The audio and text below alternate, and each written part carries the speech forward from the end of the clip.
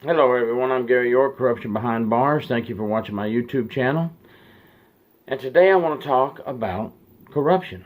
Now, I haven't talked about corruption in our prison system for a while. I've talked about different topics that are happening within the prison system, but I haven't talked for a while about corrupt prison employees. Not just correctional officers. You always hear about correctional officers being caught for smuggling in drugs or weapons, and the papers really blow that up. But all prison staff, because we have a lot of people that work inside the prison system, not just uniformed correctional officers. We have civilian teachers, civilian librarians, civilian food staff, and so forth. But in general, what makes a corrupt prison staff member tick? What goes on in their mind? And I'm going to give you a couple of examples of things that came out in the news just September 1st, yesterday. And they came out earlier also, but they were updated yesterday, September 1st. Now, we all know that in the state of Pennsylvania and some other places, like Ross Correctional Institution in Missouri, there's big outbreaks of K2 and fentanyl that are making people sick within the prison. Now, keeping that in mind and knowing that this is going on, we have, just this week, Officer Cannon from the George Hill Correctional Institution, which is a privately run prison in Pennsylvania. Oh, by the way, private prisons do have the same issues going on as the state prisons, even though they don't want to admit that.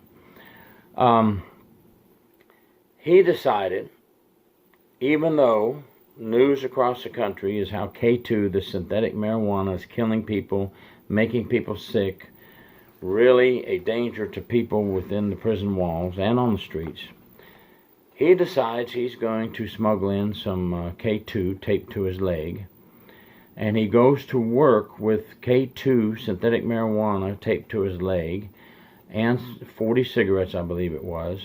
And he is walking kind of funny, and someone noticed it, so they reported it. And when he was searched, they found these items taped to his leg. And he was bringing this in for inmates for the total sum of $250. Why would you risk your career, your medical, your dental benefits, your paycheck for $250? He may have been bringing this in before, and I'm sure he has. He's probably been making $250 a week, but we won't know that. He won't admit to that, I'm sure. He did admit that he made a mistake. He should have thought it over. He hopes God will help him, and he is man enough to admit his mistake. Well, thank you for being man enough now that you got caught to admit your mistake, because I have no sympathy for you, because guess what? Had you not gotten caught next week, you might have brought fentanyl in, okay? Or you probably would have brought more K2 in. So now that you're caught, you're asking God for help. Okay, I won't knock you on that one. We all need help from God. But you're not a man for manning up and admitting it. You're just got caught, and now you're trying to put on a good show. And I'll get off the high horse on that one.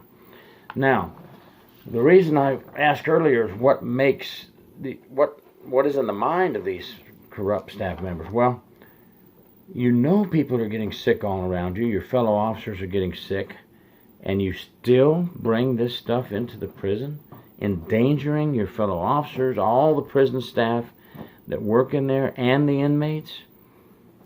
Guess what? You're greedy. You don't care about your fellow staff members. You don't care what happens. You just want your lousy $250, placing everybody in danger. What makes the mind of a person like this tick?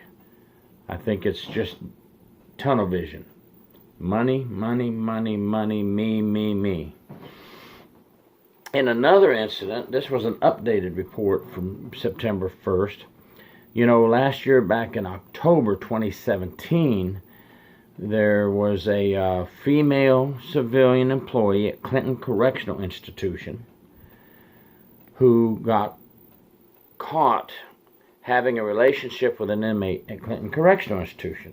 Now, what makes this so interesting is, in 2015, we had the escape from Clinton Correctional Institution, which is going to be on Showtime in an 8-part miniseries about the Joyce Mitchell helping the 2 convicted murderers escape from Clinton Correctional Institution in 2015. Now, the whole time, former Clinton Correctional Facility employee Denise G. Prell, a civilian employee at the prison, she knows about this escape. She knows about the $23 million of taxpayers' money that was spent to hunt these 2 convicted murderers down. She knows the dangers that it placed everyone in. And at the same prison, she starts a relationship with a convicted murderer and got caught and is facing criminal charges. Now, Prell did plead guilty on August 28th last year to sexual abuse, promoting prison contraband, and 23 official counts of misconduct.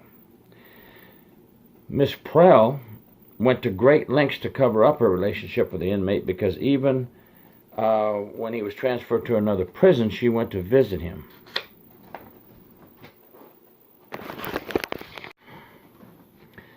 So Miss Prell even went to visit the inmate when he was transferred.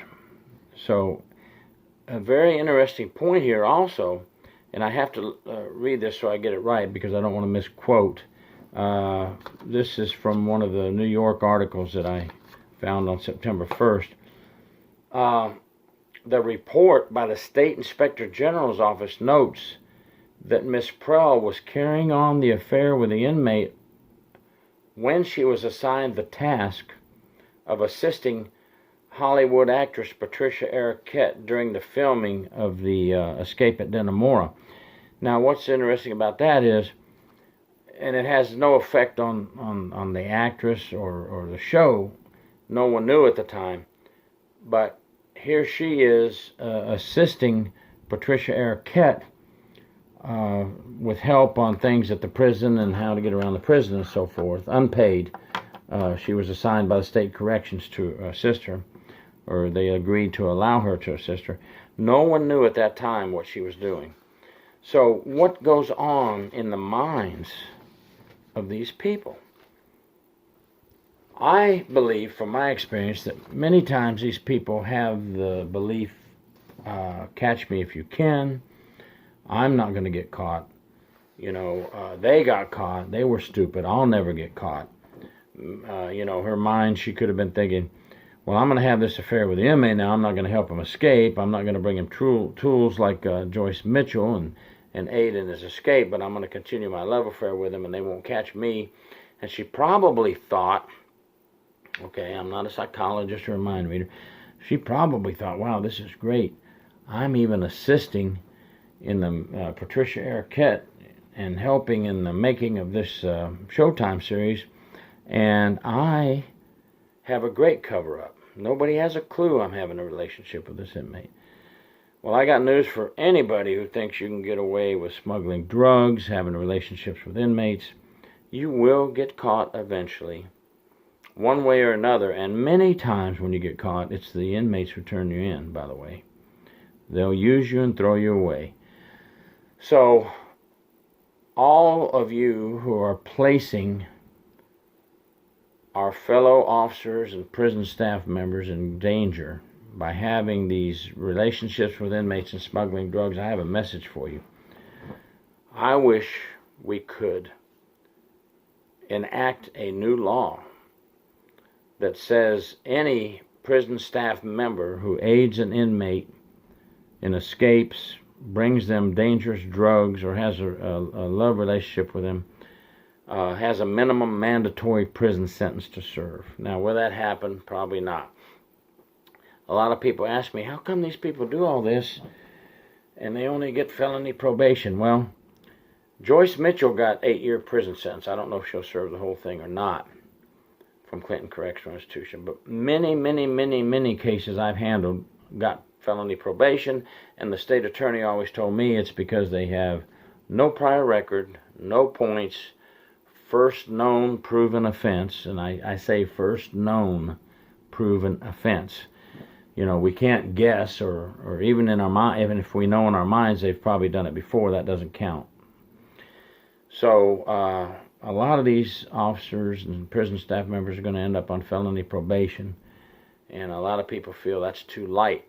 You are tasked with the civic duty of serving your community and serving it with honor, and you break that code, and I agree. There should be some harsh sentences for, especially if a uniformed officer smuggles drugs into the prison.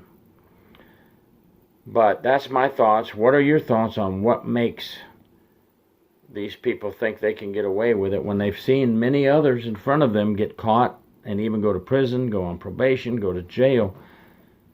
What continuously makes these people think they can get away with it?